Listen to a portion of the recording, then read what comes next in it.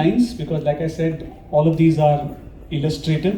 If we go lead and follow, then we'll be doing this all day and we won't be able to get past.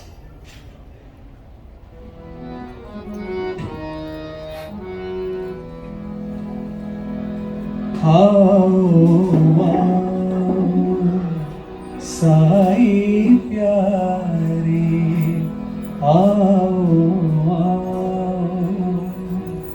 Sai प्यारे कीर्तन करूं मैं साई तुम्हारे कीर्तन करूं मैं साई तुम्हारे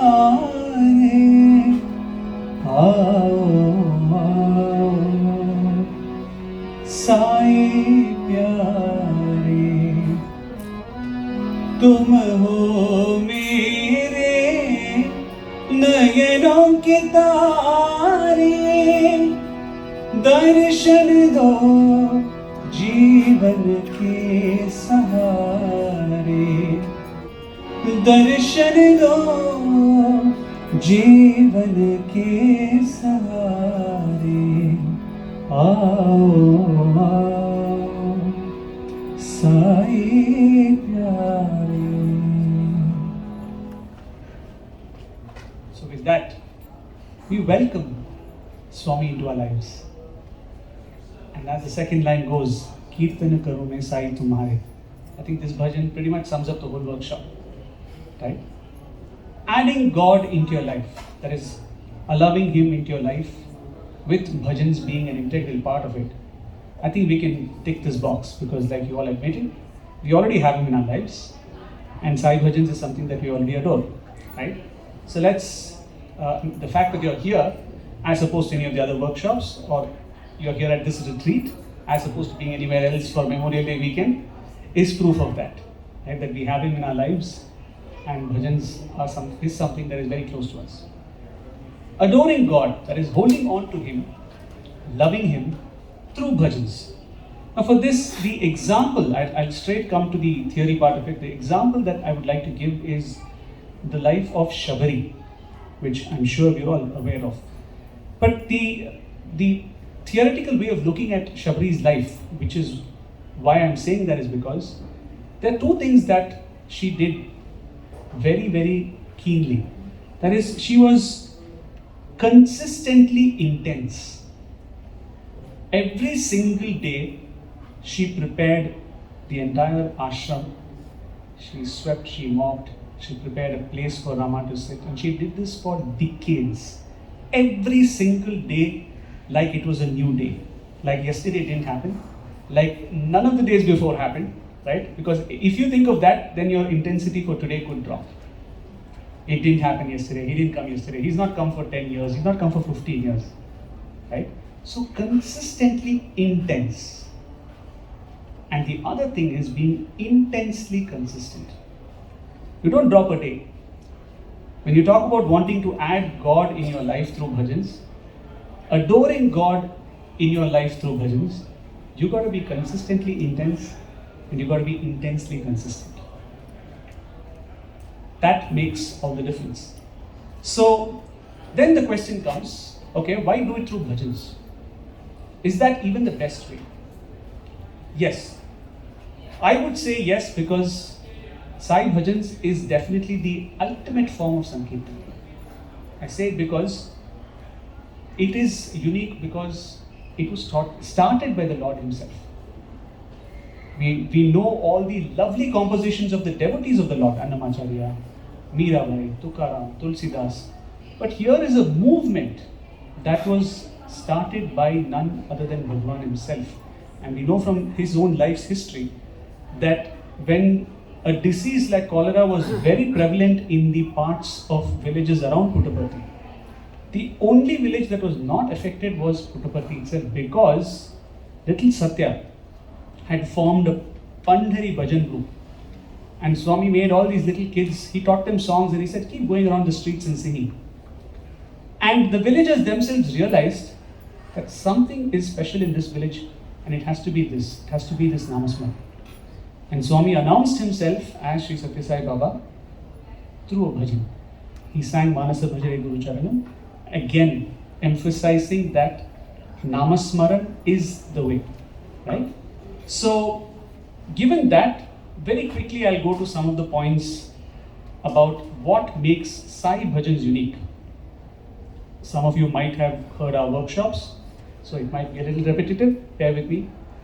The first point being Sai Bhajans brings a great amount of unity in divinity. We take a bhajan like this. Koi bole Hari Hari, koi bole Ram Naam, koi bole Durga Kali, koi bole Sai Ma, koi bole Hari Hari. Right? It goes on to say, some people call you this, some people call you that. Now you look at Sai Bhajans in terms of the number of deities it covers. You have somebody from south, the south of India, singing a bhajan like Jai Jai Vaishnavi Devi Ma, Jai Jai Vaishnavi Devi Ma. Now where is Vaishnavi Devi? North of India. There are people who sing that form of the Lord for years without ever visiting it. But that form of the Lord has become a part of their life. Or someone from north singing Guru Vayur Shri Hari Krishna Narayana Gopal. Right? How many different deities, how many different gods feature in Sai Bhajans? The kind of unity that it brings. Sarvadharma Bhajan. Tell me which other form of Sankirtan has Zoroaster in it? Zoroaster, except for Sai Bhajans, you will not find Zoroaster being featured anywhere else. Right? So that just tells you how all-encompassing Sai Bhajans is. And if you look at it from a musical point of view, there are so many different genres of music. We were listening to one before it got silenced. Sai Bhajans has, so we all have our own preferences in music. Nothing wrong with that, right? Some people like Carnatic music, some people like Hindustani, some people like ghazals. Now Sai Bhajans has bhajans composed in all these genres. So you have something that is of your taste in Sai music. Because otherwise it might be a little harder for you to appreciate Sai Bhajans because you think, it's not my kind of music. But no, all kinds of music is there in Sai music, in Sai Bhajans. For example, Samba Sada Shiva Saishwara Gangadhara Gauri Shiva. A very Carnatic kind of composition. Directly different from this, Janani Janani Sathya Sai Shubha Janani Jagatkari Paripurani Saishwari Janani. It doesn't fit into Carnatic for sure. Right? We have our own classifications for it. It doesn't have to be that. It might be different for you. Or you have a bhajan like this. Madhava Mohana Shava Murari Radha Vallabha Hridaya Vihari. That ghazal kind of music. You can do a lot. You can play around with it. If you look at the different moods that we may be in, state of mind that we may be in, there is a bhajan that that you can resonate with, right, based on the mood that you are in. Why I'm saying this is because we are looking to add bhajans in our life in such a way that we are able to take God into our life at different points of time. So there is always a mood that we are in. Right? All of us are at every point of time. There is something that we are experiencing. It could even be a state of deep meditation. For that, Sai Om, Sai Om, Sai Om, Tan Man Pran Mein Sai Om. So even if you're only meditating, there's a bhajan for it. Now let's do it a little differently. I'll sing a bhajan. You can tell me what emotion or feeling comes to mind when you hear it. Nandalala, Shama Sundara Nandalala, Kaustubhanari, Vanamaladhar, Shavala Madana Gopala, Radhe Shyam, Radhe Shyam, Sai Shyam, Sai Shyam. Definitely not meditative. Joyful. Right? Okay.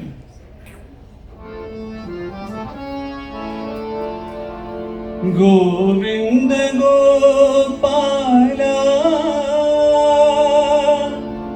Jaya Madhava Gopala, Mukunda Murali Gopala, Madhusudana Gopala. Still joyous? Emotional? Meditative? There's no one right answer. Okay? I would say this has got a little bit of yearning, because as the bhajan goes on, Yashodananda Gopala, Yadunandana Gopala. Right? There's a lot of scope for you to feel and call out to the Lord. How about this?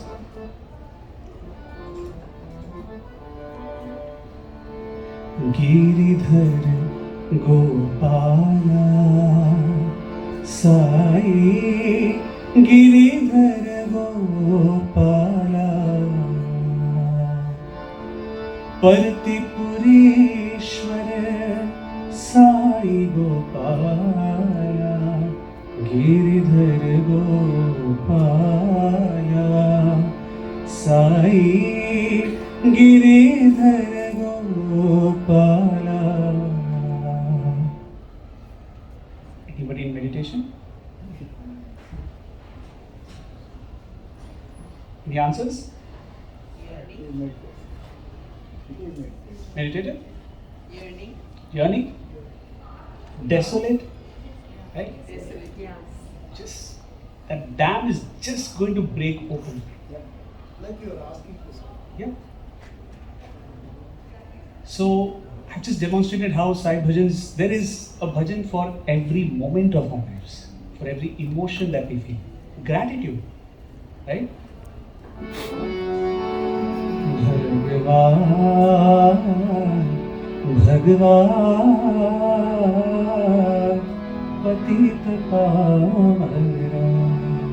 Nothing in particular, but just happy. Deena Dayalu, Parama Kripalu, Raksha Karo Bhagwan. Right? So you have genres of music, you have different emotions, you have different deities, right? What does it not have? And that's why I say it's the pinnacle of Sankirtan. If you can take to Sai Bhajans, you realize that there's everything. It's just like all those rivers of devotion in the form of music. They found their fulfillment and their completion in this ocean called Sai Bhajans. In fact, I wouldn't call it an ocean, probably lake, because it's sweet water, right? The sweetness of Sai Bhajans. So what happens when we sing His name? Why are we looking to use music and His name? Why are we looking to add it into our lives? Because words can be more powerful than deeds. I can say one line to you and scar you for life. It'll sting for a long time. That's the power of words. Now imagine if that power, the power of words, the word that we're taking is God's name. And if that is inserted into our lives, imagine the kind of impact it can have. And Swami very beautifully puts it that Swami's example that he gives in discourses, and you should watch it directly. Swami says, if you say, Rama, Nannu Kapadra, Rama, save me, come and save me. He says, how will Rama feel? So bossing him around, right? But Swami says, if you say, like how Tyagaraja sang, Rama Nannu Kapadura, Rama Nannu.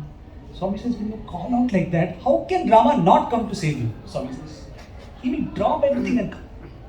Right? That is the power of the name with music. And I don't think there is anything like music which can communicate emotions. Right? Whether you take instruments like a violin, the kind of emotions that a violin can portray, that it can bring across to you. You don't have lyrics there, but it still is able to make you, it's still able to move you, right? Even if you take an instrumental music. So, therefore, I think the debate is settled that we have decided to add God into our lives. We are trying to adore Him through bhajans. How? How are we going to adore Him through bhajans? That is, like I said, making His name and Sai bhajans as a part of our life, which is the case for many of us. Right? I know that there are so many people who, for them, even though you all are so far away, the Prashanti Mandir's bhajan schedule, it just kicks in, right? At whatever time it starts playing in your houses, right? So it is already a part of our lives. How do we adore Him through bhajans? The example that I'm going to give is through this bhajan.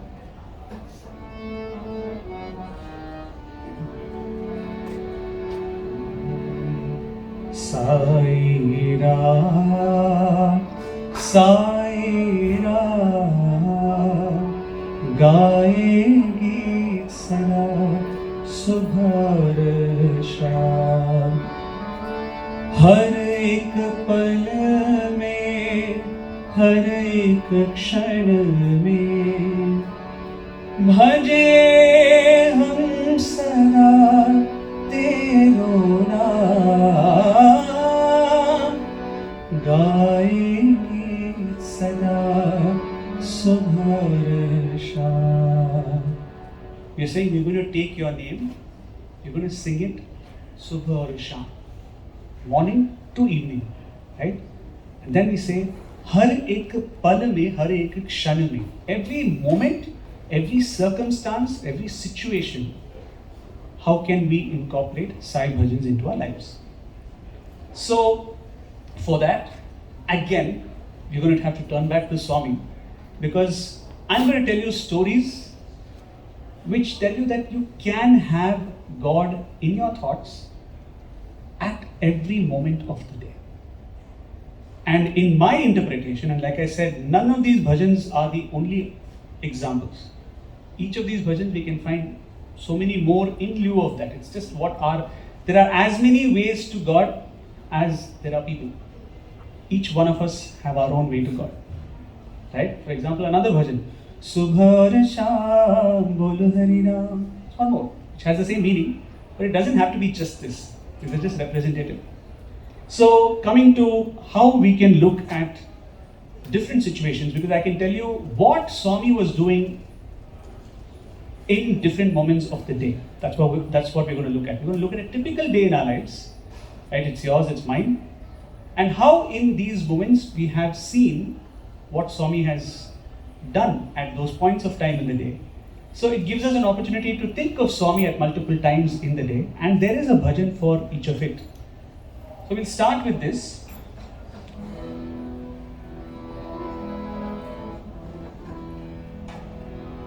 Rata Swaranam Shri Guru Charanam Sai Charanam Shri Guru Charanam Rata Swaranam Shri Guru Charanam. So this is a bhajan that talks about the first Prata Smaran. The first thought is him, right? Is the Guru's feet. So back in the day, when the hostel was a much smaller unit, and there were only 30-40 boys in the hostel in Vrindavan, their hostel was actually the car shed. It's to call it a hostel would be like glorifying it. It was just a car shed attached to Swami's residence. And here's the beauty of the life that those students had with Swami. Every day in the morning, Swami would come to wake them up so that they can sing Suprabhatam. And who are we singing Suprabhatam for? For him. Right? And Swami would come and he would see that these guys would be one on top of each other. This fellow's leg will be on that fellow's head. Swami will come and tap everybody, wake them up and say, get up, it's time for Suprabhatam.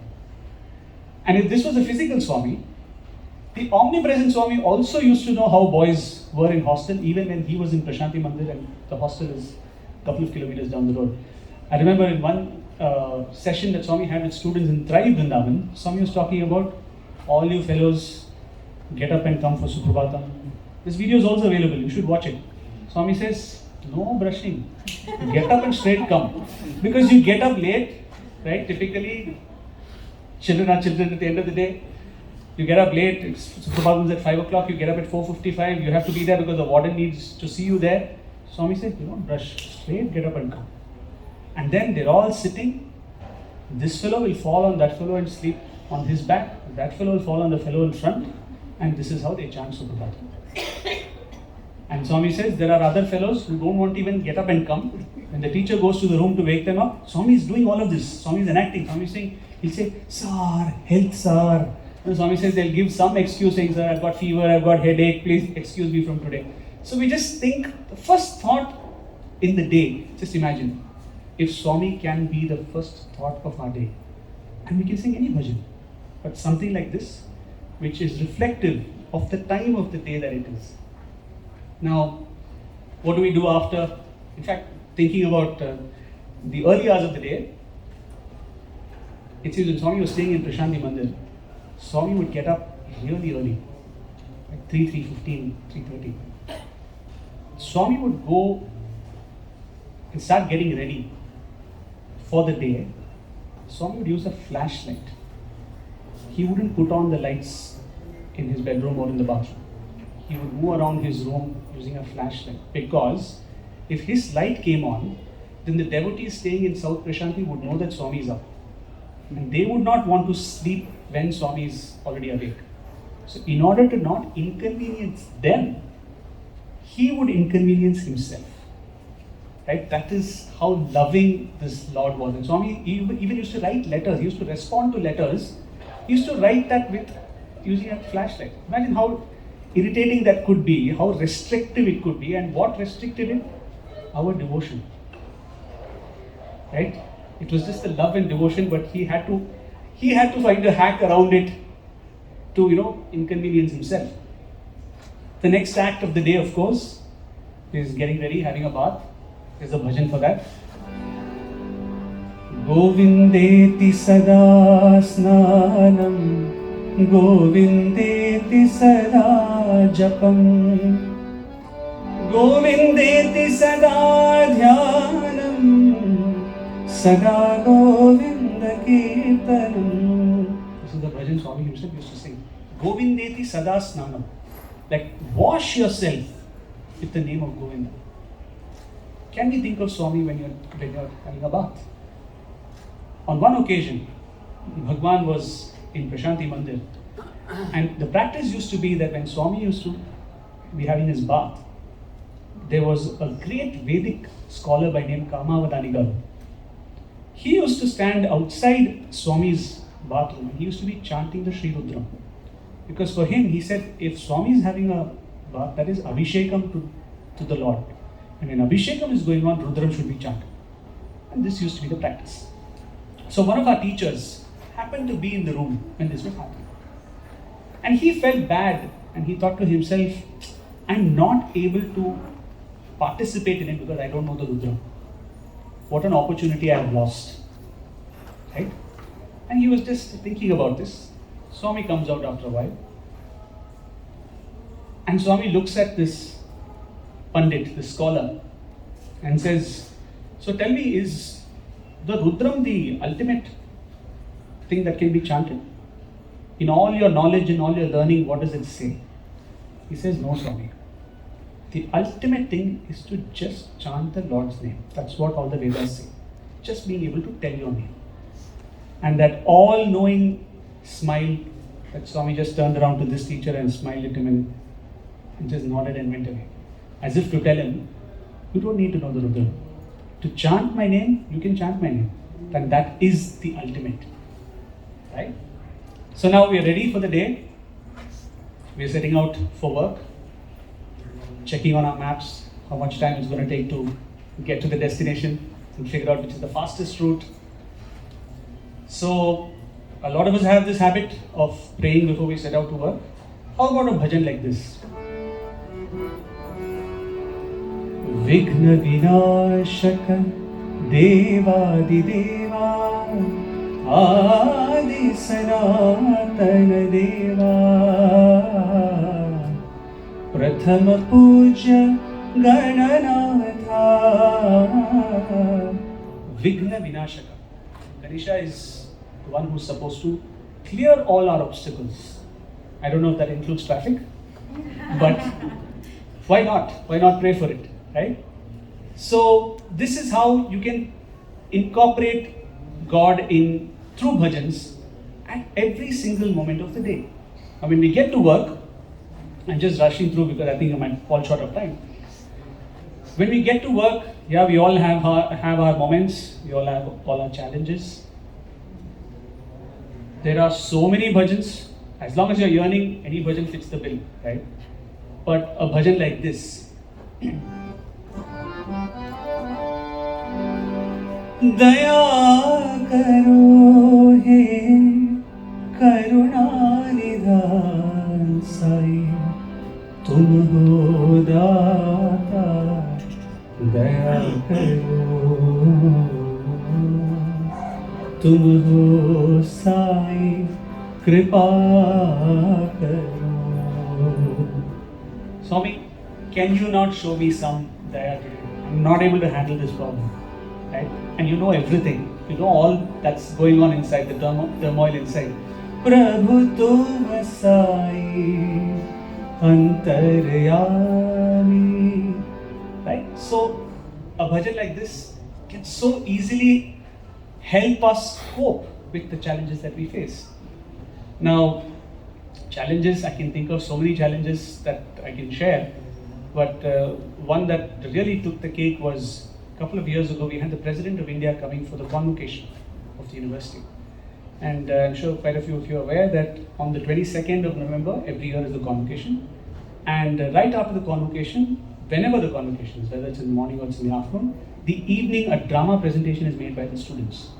Right? And that's like the showpiece of the university because we pick the best students, because the Swami himself used to direct the plays back in the day. Swami's involvement in the dramas was so intense. He would pick the actors, he would write the script, he would be involved in the story, the music, everything. He would come for rehearsals. So that tradition goes on, that the convocation drama is considered to be very, very prestigious for all of us. And this is to be held in Kulwant Hall because the convocation was supposed to happen in the Hira Center, the newly constructed Hira Center. But you all have your yatra coming up. You know how tense it can be before your drama or your program in the evening. And we were told the previous day that the president would come for darshan to Kulwant Hall and then she would proceed to Hira. And once she leaves the ashram, everybody, because when she's in the ashram, there is no movement in the ashram. Nobody can move, come out of their rooms, you can't walk on the ashram streets. So the entire community would come to Kulwant Hall only after she's left the ashram. And the time between this was like 45 minutes. By the time the function is over and the drama has to start, we have 45 minutes. And we can't set up the stage at Kulwant Hall until she's left. Because when she comes for darshan, it has to be obviously the entire Kulwant Hall has to look normal. You can't have the backdrops and the sets already placed. This was a big challenge. And we know that actually we do it the previous day, we do it the previous night. We have a practice in the previous night and we set it up and we leave.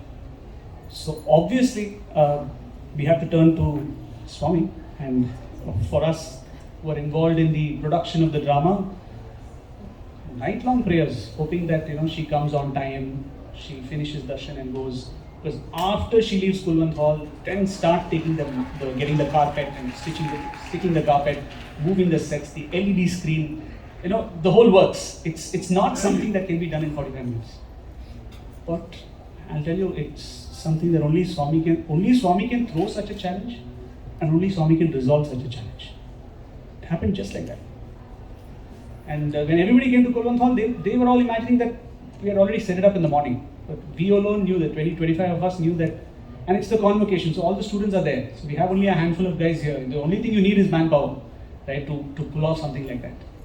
So I'm sure you all face, compared to the challenges that some of you face, this must look like, what challenge? What are you talking about, right? But in our world, this is how the roof collapses. Something like this comes out of the blue. So bhajans are a great source of refuge. If you want to, you can. I can tell you from experience that you just find a quiet corner, listen to a couple of bhajans, think of Swami, and you'll find that either the problem is resolved, or you suddenly realize that there's such a simple solution waiting there for you. That's been waiting for you to discover it. Right? Now, come back home. Like most houses, we light the lamp in the evening. So a bhajan like this.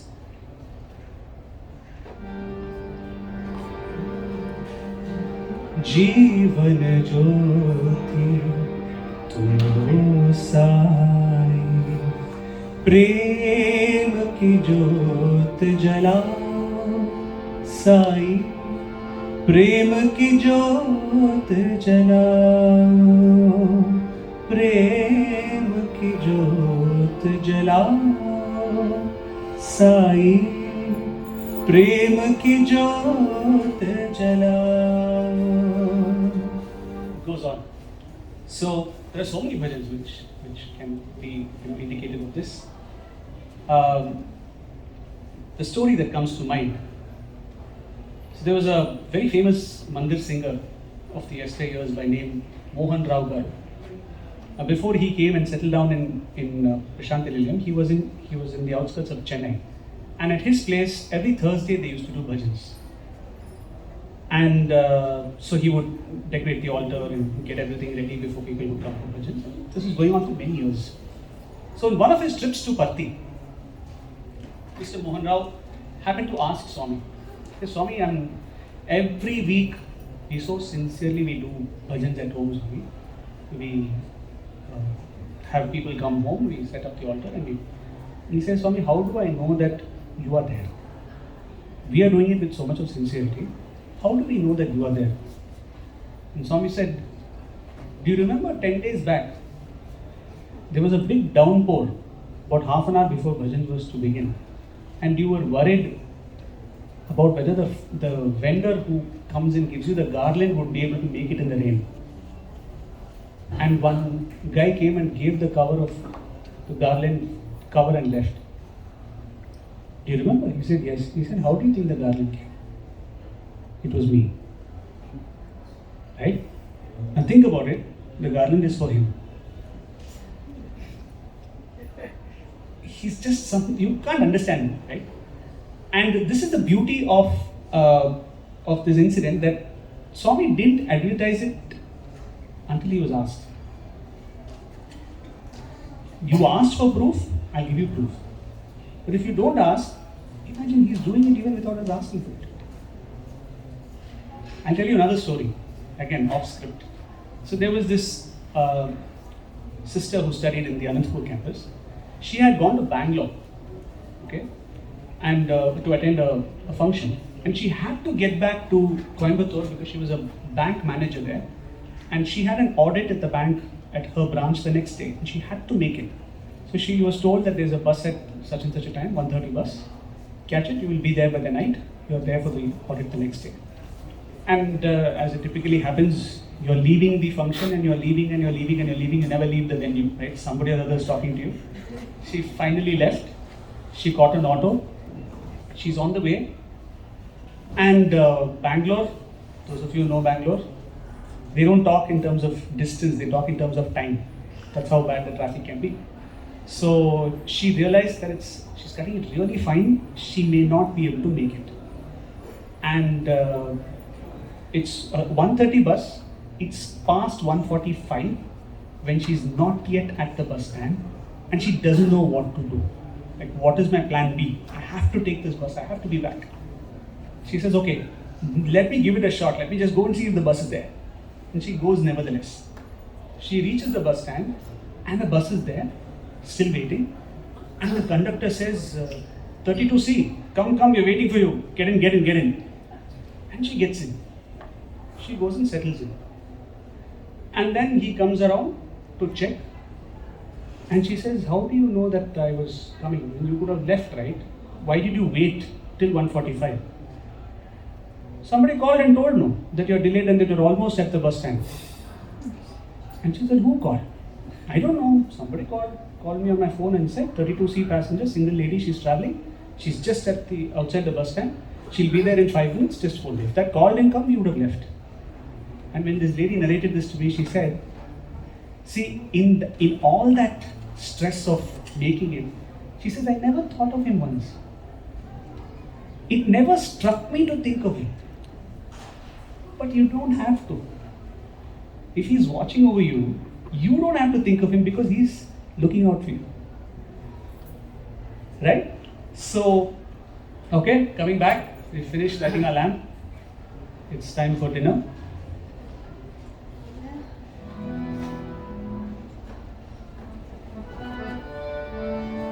I'm going to the last line of the bhajan because that's where the line comes.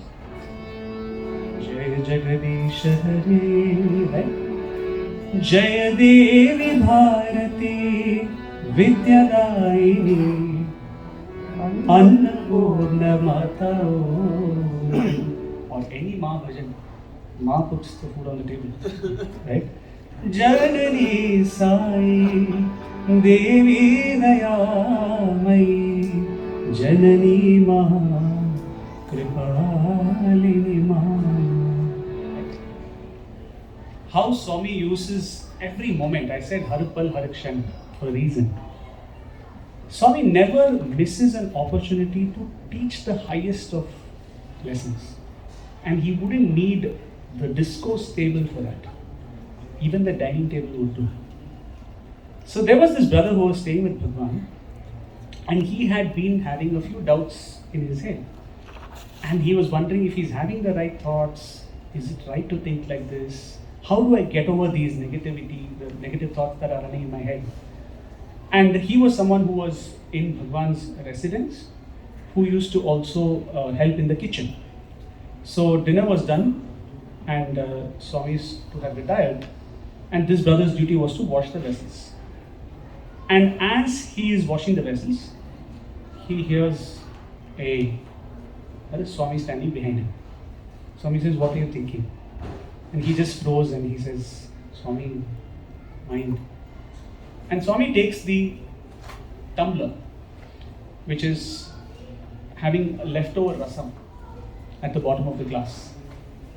And so he says, Swami held the tumbler under the tap, opened the tap a little quickly, filled up the tumbler, and the whole thing is, floating around. And then Swami opens it again. The tumbler overflows, all the rasam comes out, and within a few moments, there's only clean water inside the tumbler. Swami says, use Namasmaran. Continuously use Namasmaran, and your mind shall get cleaned. Right? If it's half-baked, it tends to go all over the place. Like if you have half a glass of water and half a glass of rasam. But the same tap, if you keep it running, in no time, of course, I'm talking to the land of dishwashers. Right? But I'm sure you get the drift. Swami would also say, teacups. When you finish drinking tea, Swami would say, just soak it in water. Then that rim, gets easier to clean if it's soaked in water. Same example. Swami would say, use Namasmaran. Soak your mind with Namasmaran, and everything can be cleaned in a jiffy. Right? Now, it's time to go to bed. Any bhajan, like I said, but I'm just taking one. Actually, sir, this workshop, I see a lot of people who are already in bed, but we have not yet reached there. I just got up. Yeah, I know. Sai charan sukhdai man, Sai charan sukhdai man, Sai bina जीना क्या है, Sai bina जीना क्या है. How we can reflect every day on how much Swami has been in our lives through the day, how much Swami has been a part of it, helping us, guiding us through the day. Again, I go back to this brother who was staying in Swami's residence who told me this story. So, on one particular occasion, some children had come from Bombay or Delhi to do a program in Swami's presence. And their train was supposed to be at Dharmavaram, which is about 40 kilometers, and back then that was the closest railway station. Shantanilayam didn't have its own railway station as yet. That's how old the story is. So they had a problem with transporting the kids because they had to leave at around 9:30 from Parthi to be able to reach there and have time to board them. And they had got special permission from the railways to stop the train for an extended period because so many kids had to be loaded. But they had a problem with their transport. So after 9:30, this brother received a message asking if they could take one of the buses from the ashram. And that needed Swami's permission. So he could not go at that time to disturb Swami to even take the permission, and he was in two minds. He didn't know what he should do, but he realized that the buses are required because they are devotees, they're kids that need to be transported safely. So he says, I just took the plunge. I told the ashram secretary, approved, give them the buses. And he says the ashram secretary was very sharp. Okay? He said he knew that he could not have asked Swami at this time. Did you ask Swami? Sir, the buses can be taken. Please take the buses. Okay? Buses were taken. Kids were dropped. Nothing, no, uneventful. But he knew, this brother knew, that before this administrator comes to Swami in the morning, he has to inform Swami. Right? Like this had happened. But he didn't get a chance. Okay? Because the administrator came earlier than usual. Okay? So he waits for Swami to come down, and the administrator is seated such that when Swami comes down, the lift opens, the first person Swami will see is the administrator. Okay? Swami comes down, straight he walks up and he tells Swami, did you give permission for the buses to come last night? Yes, I know. I only told him to go. Okay? Oh, but if you look at it, this brother, when he narrated to me, he said, see, at a physical level, I didn't inform Swami. See, in the morning I made a mention, right? Living with Swami was so, it's walking on fire, right? Everybody is out to take your place at any cost, right? So he says, see, before I could tell him, Swami said, yes, I told him. But he did not know about it. But he said, when Swami said, I only told him to send, he says, I believe there is a thought in my mind. And Swami was not speaking the untruth. Swami was saying, I only told him. He says, the thought in me was him putting the thought. Right? How beautiful. Now, apparently Swami was asleep. Physically, we think Swami is asleep.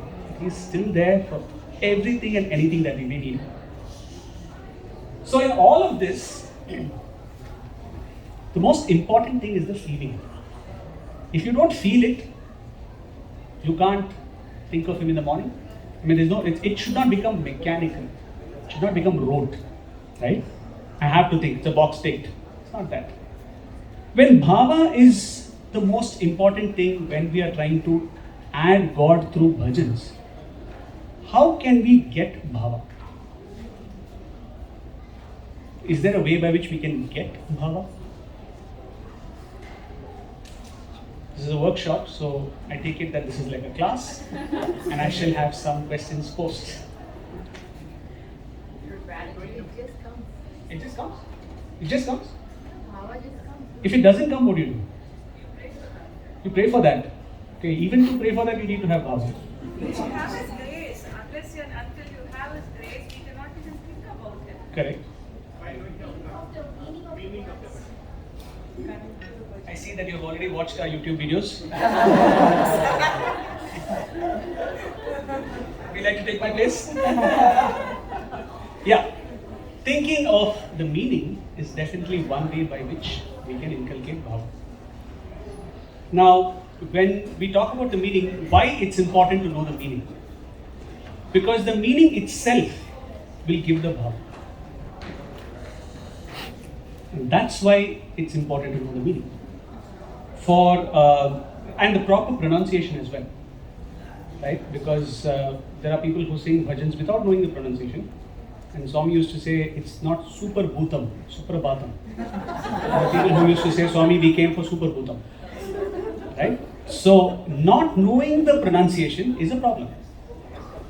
Because even if you're singing it with lot of love, God's not going to hear it right. He's going to hear it correctly. Right? And knowing the meaning.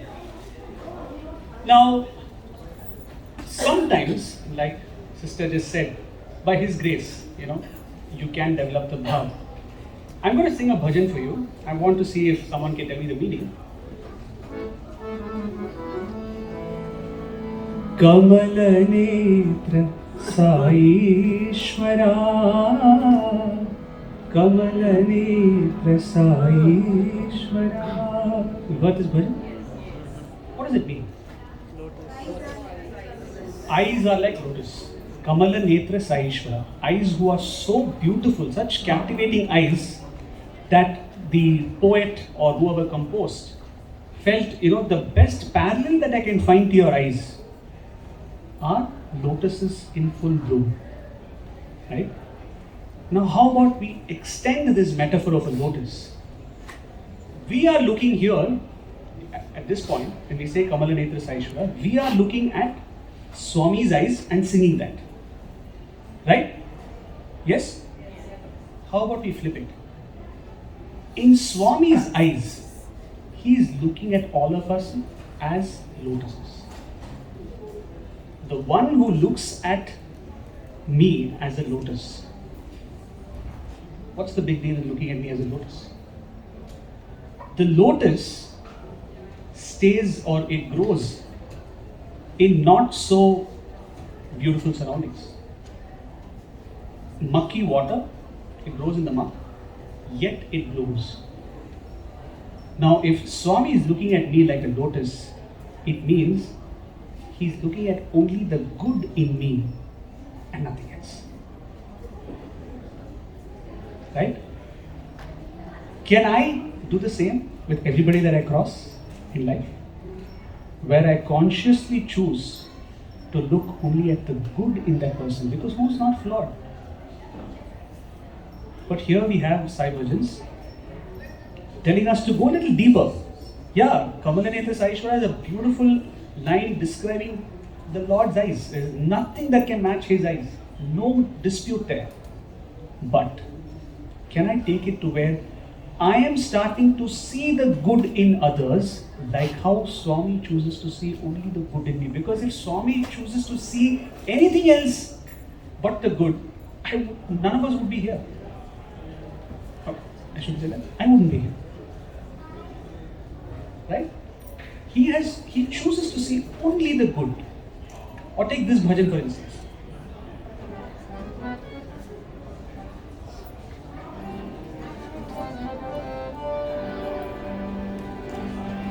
Garuda Gamana Ranga, Sesha Shayana Ranga. Garuda Gamana Ranga, Sesha Shayana Ranga. Shri Ranga Ranga Ranga, Ranga Shri Ranga Ranga Ranga, Kasturi Ranga. Right? Take that line, Garuda Gamana Ranga, Sesha Shayana Ranga. You come on Garuda. Garuda is your Vahan. and you also rest on Adisesha. That is innately problematic because Garuda and the snake don't go together. Right? They are sworn enemies, Garuda and the snake. But he is there in both. He rides both. So which means, to me, this is my interpretation and it's completely debatable. If he is there in sworn enemies, both, he's there in my friends, he's there in the people that I don't like. How can I look at them differently if he's in them as well? Right? Now take this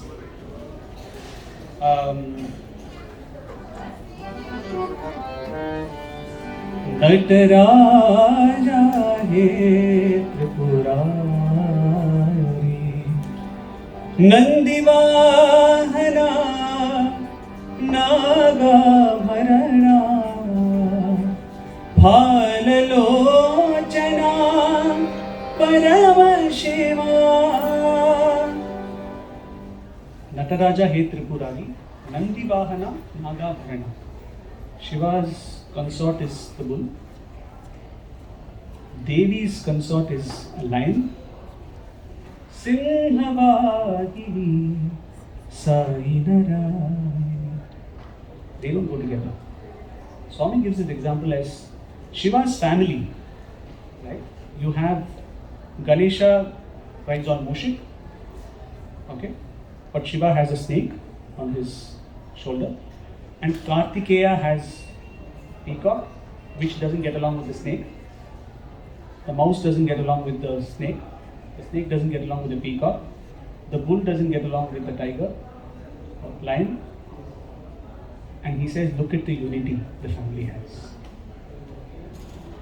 Can we look beyond the layers that we at the moment see and try to find that unity with the people whom we are surrounded? Right? So there's so much that we can do with cyberjans, taking meanings from this, and again, going back to what Swami's discourses have said. Now, the other way to build bhava is to build a story.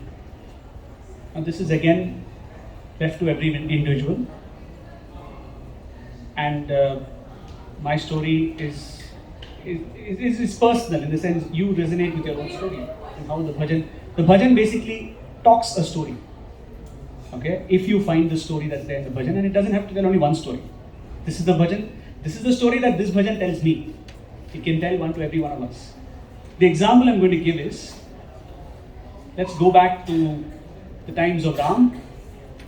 All right, he's on the banks of India, facing Lanka. They're wondering what they should do next, because now they know where Sita is, right? Hanuman has come back with a message, and they're preparing for battle. And when this is happening, there's a lot of murmur in the camp because Vibhishana has come over. We all know the story. Vibhishana has come over. He comes after trying in vain to advise Ravan. Eventually he comes and says, I'm going to go to Ram. And he comes over. Now the monkeys are all standing there at the shore. We just have to, I would request you to close your eyes. If you fall asleep, so be it. But just imagine we're on the shores. There is a big tent which belongs to Lord Ram.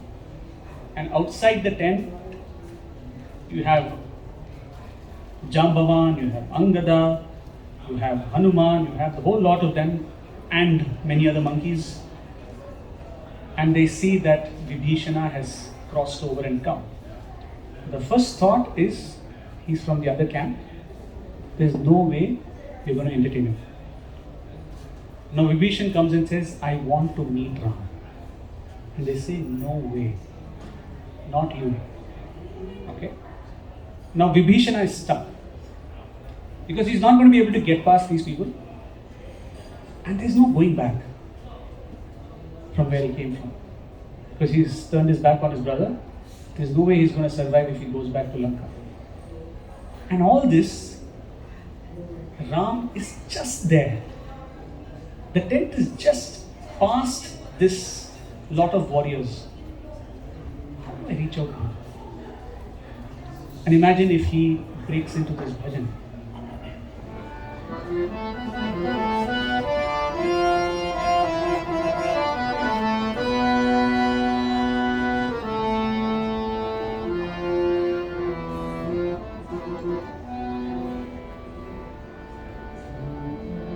जय जय राम जगदभिराम जय जय राम जगदभिराम हे Deenbandhu Sai Ram. Deenabandhu. Who else can someone like me turn to? It has to be you. He Deenabandhu Sai Ram. And he's looking at the tent. There's no movement. No one's coming outside. So he puts his head down. Jai Jai Ram, Jai Jai Ram, Sai Ram. And he's still no movement. He realizes maybe he should up the volume a little. He says, I've seen you in battle. I've seen you wield that bow. Danava Bhanjana Dayamaya Danava Bhanjana Dayamaya.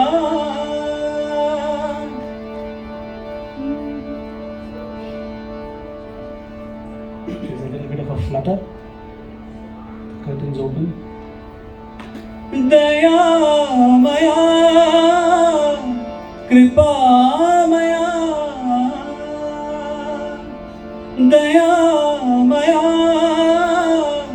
Kripamaya.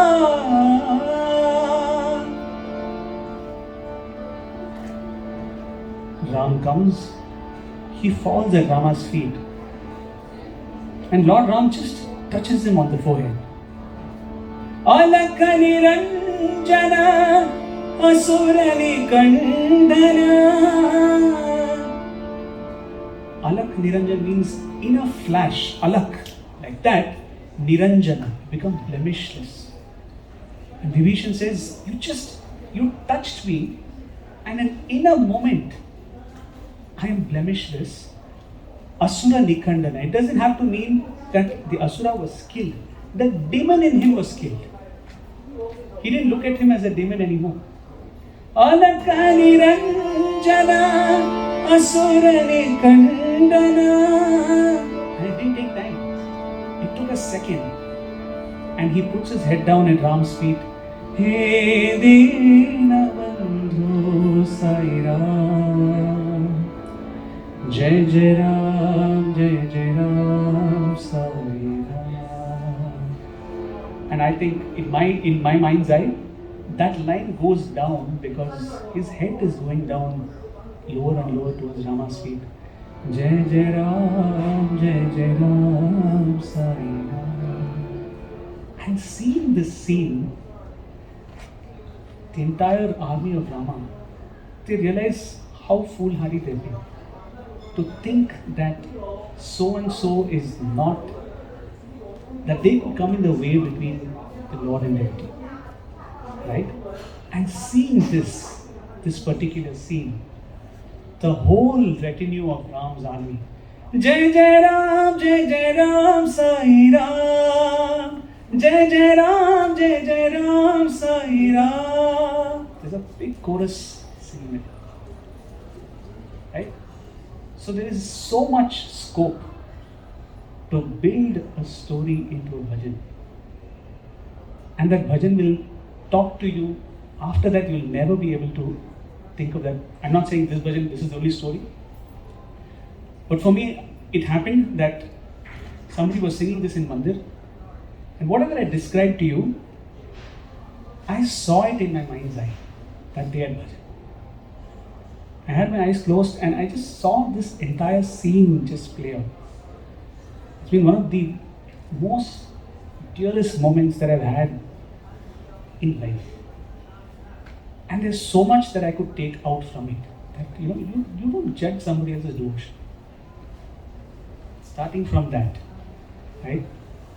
And that who says you're too late to turn to him?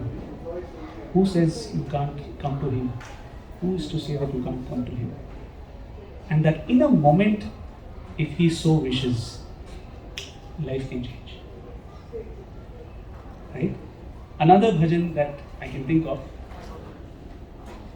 again, not in the script.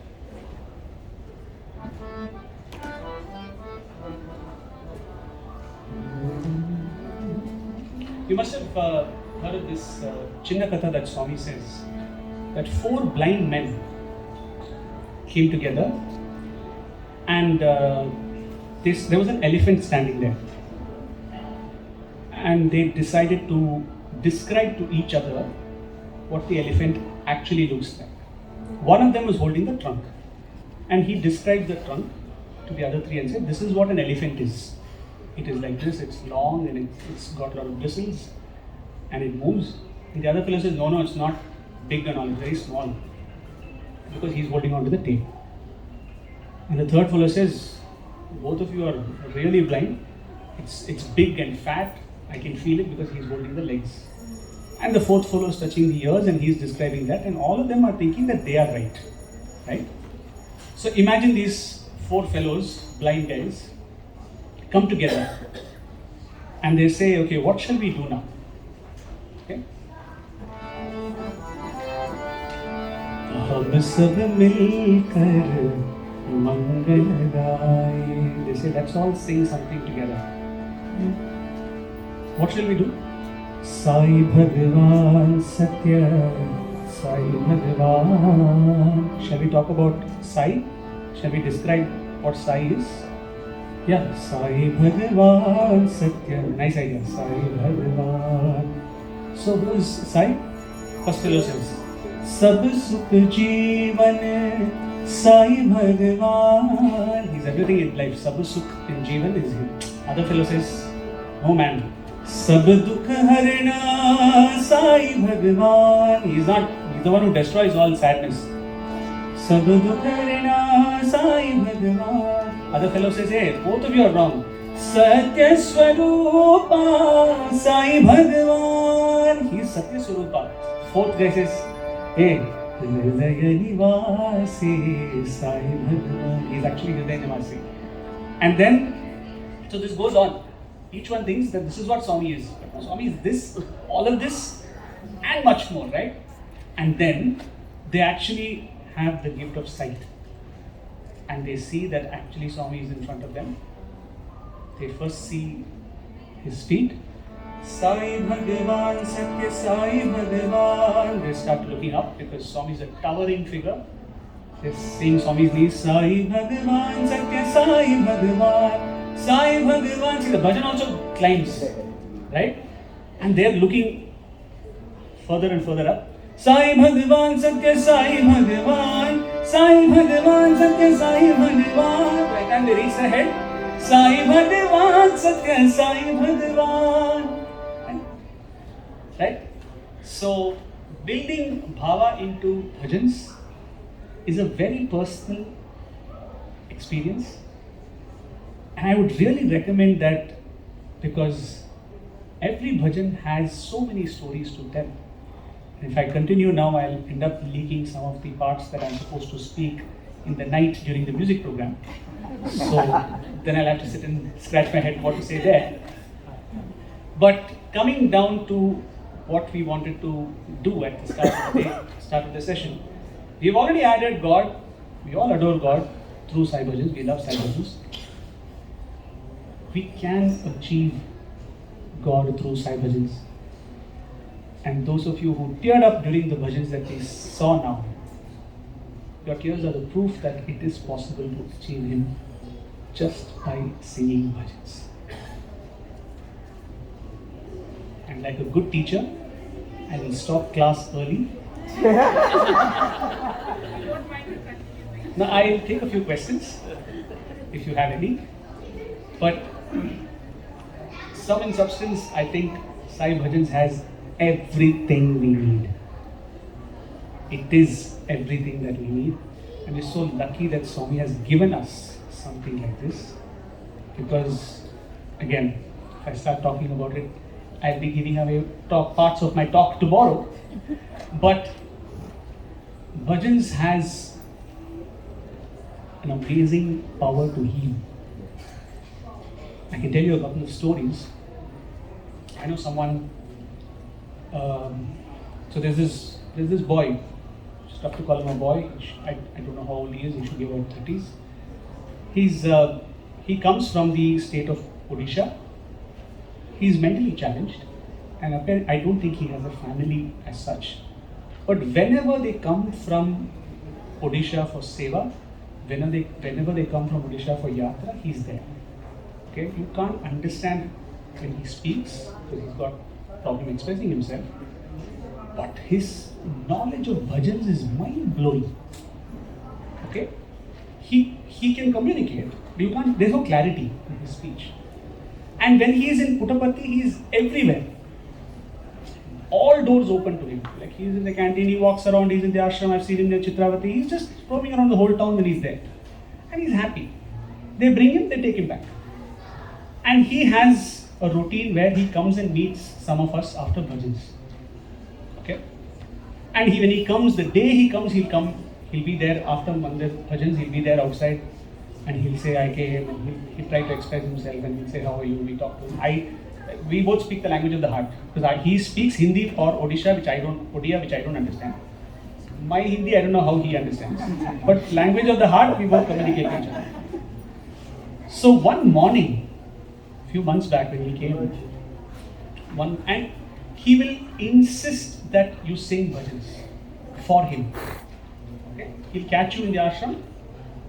Catch you in a good way, I'm saying, okay? But he'll stop you if he finds you somewhere. He'll stop you and say sing, and he'll tell what bhajan he wants. We all know Ravi sir, right? I have not seen anybody who can command Ravi sir to sing like him. He'll stop Ravi sir and say sing this. Okay, so one morning, a few months back, when he had come, he met both of us, and he said, sing. Prartha Smaranam Sri Ram. It's not a common bhajan, but his bhajan database is amazing. Okay, it's not a common bhajan. And he clearly indicated, see, I'm not speaking like him because it should not come across that I'm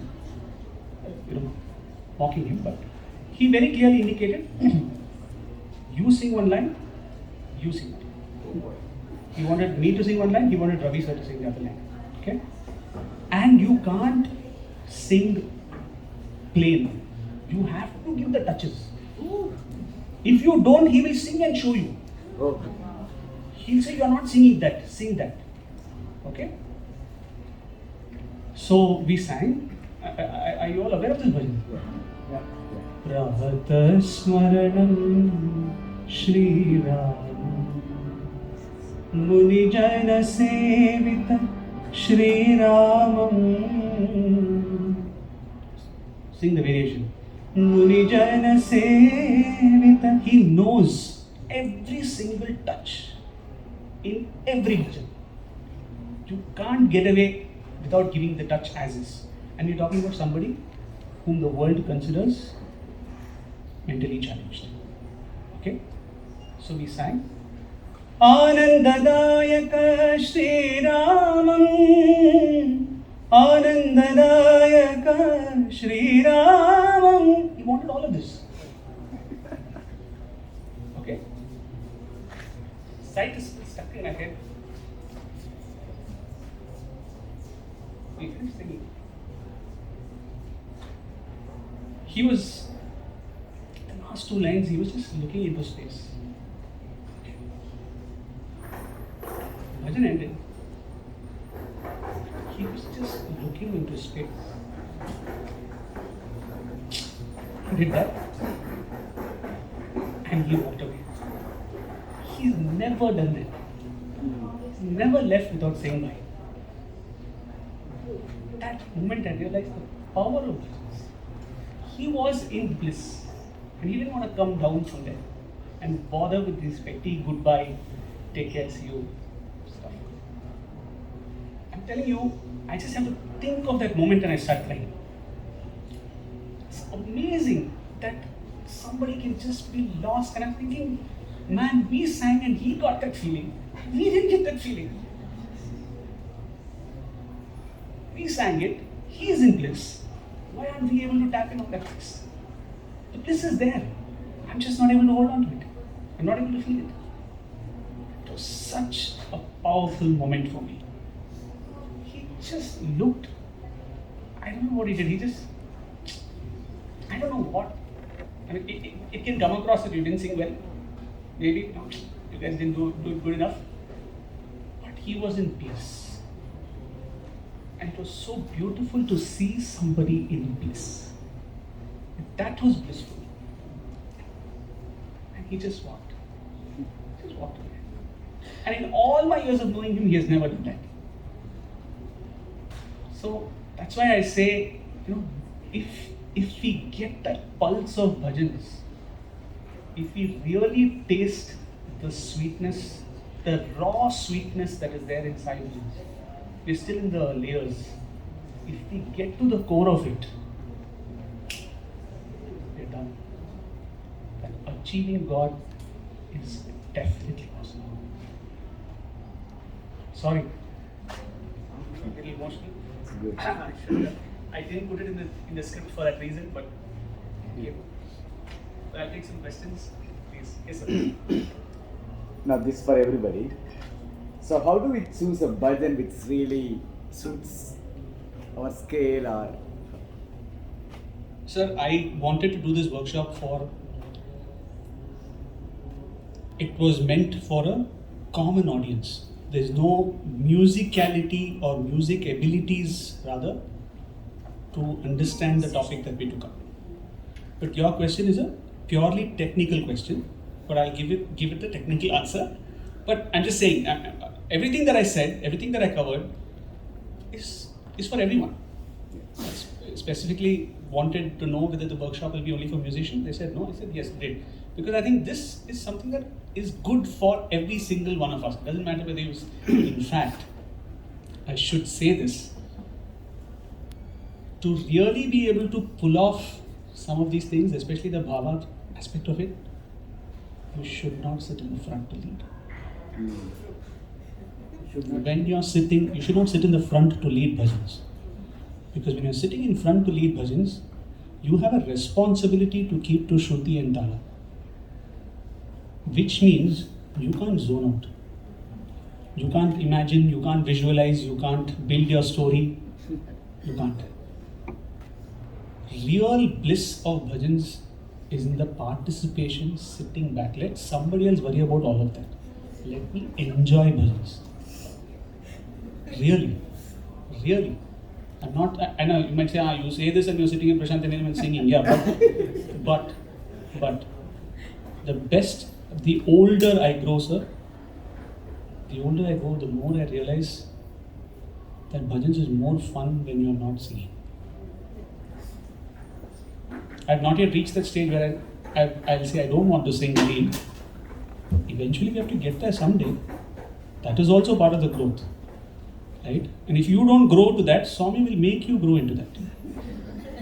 There's a very, very famous story of one legendary singer by name Raja Reddy. He was the OG, the original Ravi Kumar. Shouldn't say that. Okay, he was the OG, right? Right? I hope this is not going on YouTube. Please tell me it's not. It is on YouTube. Okay. Then I can say more things freely. Right? So he used to be in Swami's service, he used to stay in Swami's residence, and he used to lead bhajans in Mandir. And he would come just before bhajans. He would be inside till bhajans start. A minute before bhajans, he would come, sit, sing bhajans and go. And his place was the first seat in the first row. Okay? And he was doing this for many years. Do you know how he stopped singing?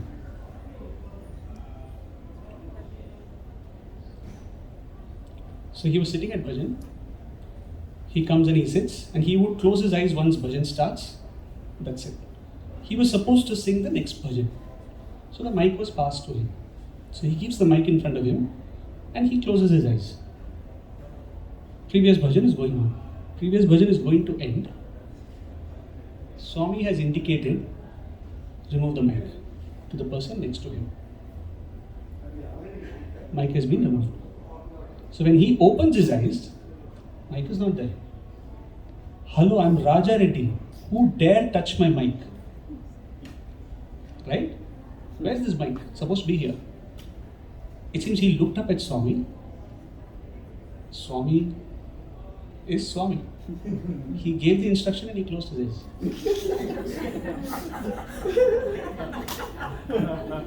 So Mr. Raja Reddy looks at Swami, and Swami's. He got his message. He never came back to sing. He never came back to sing.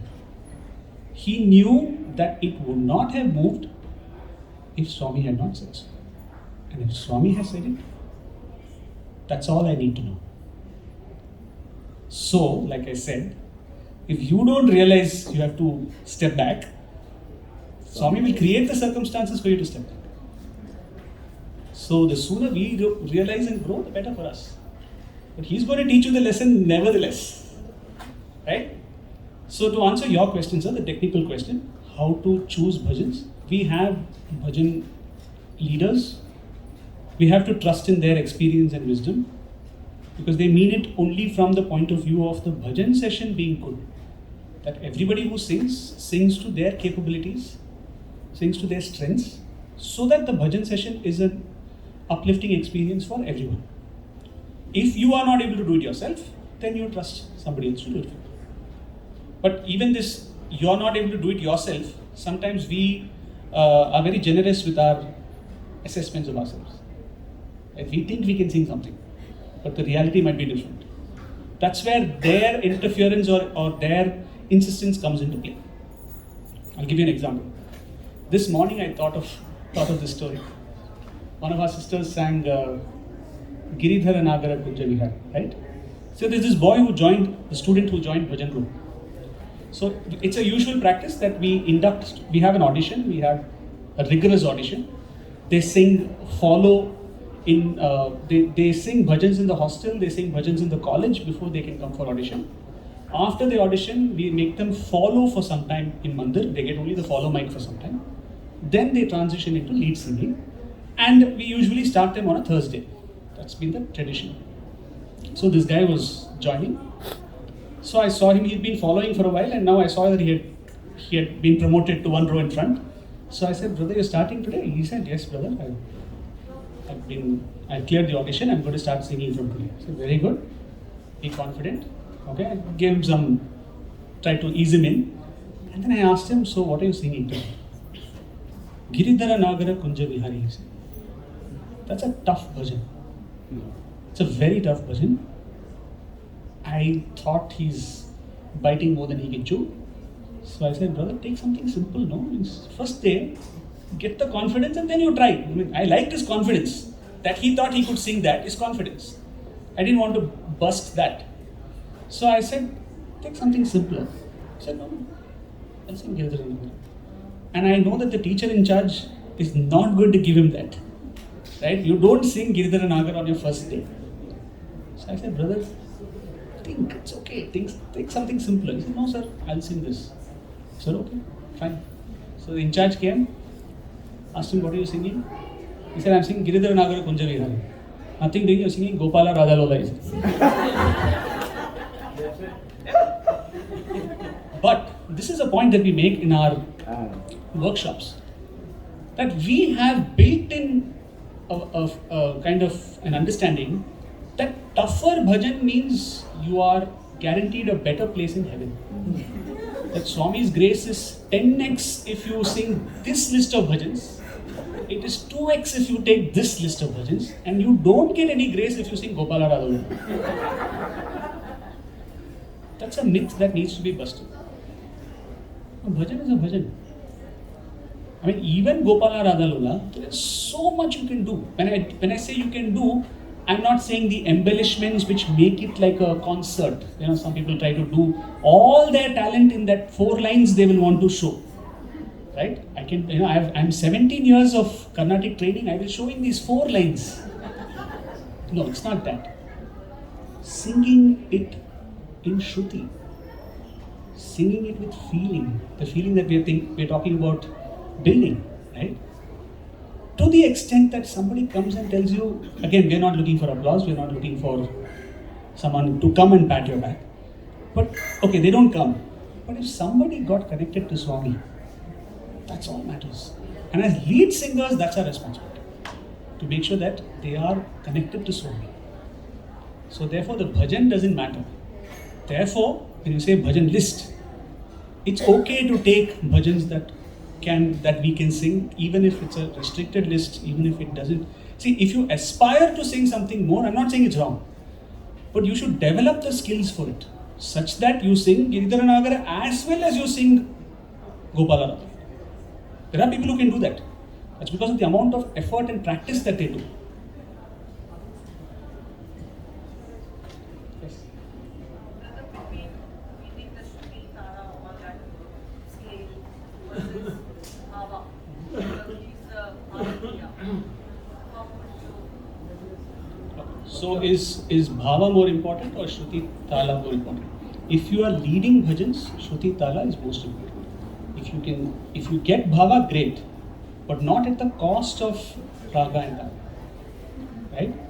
Therefore, if you ask me, I'm sitting at home and I'm singing, beat doesn't matter. Because you're going to be singing unplugged. Sing a line how many times you want, in how many ways you want. Because you are trying to reach out to Swami through your music. But in the bhajan session, as leading the bhajan session, you cannot compromise on Shruti and Tala. I have Bhav. Nobody's got Bhav like me. I'll sing. Yeah, maybe. But not leading bhajans. You have to meet the standards required for Raga and Tala. When Sir's got up, then it's time to wrap up. Just one Yes. quick question. Yes. It's a slightly technical one. And so when we go to the biggest budget, we go and look up Sai rhythms. Okay. And so they add the budget and then they add the ragam and they say something like reference pitch. It's a technical question. I know. Yes. Yes. I didn't know.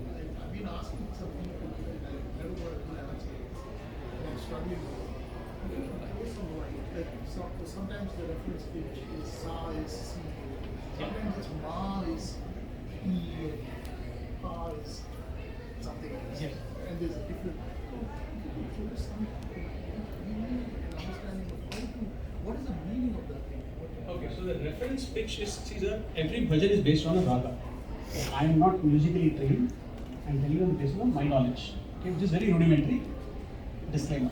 Okay, every bhajan is based on a raga. The raga has notes. So when those notes you touch in the harmonium, you play the harmonium. There is a lowest note that the bhajan goes, and there is the highest note that the bhajan goes.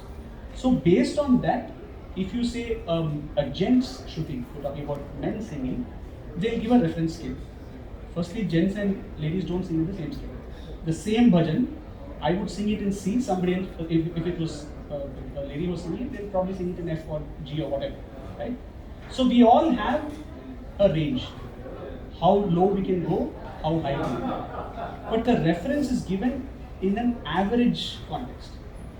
So you might have to tweak it for that bhajan based on your range.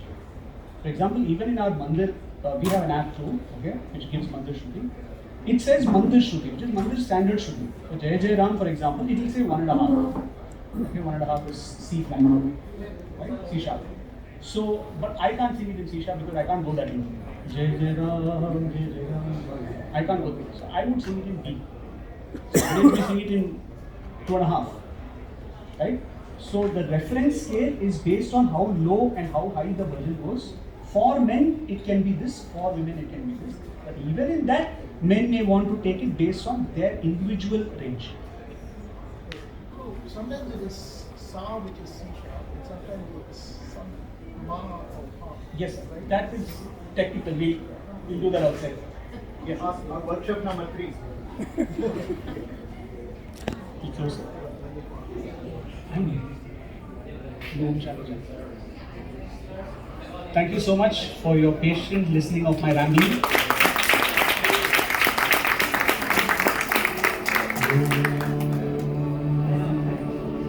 Shanti, Shanti, Shanti.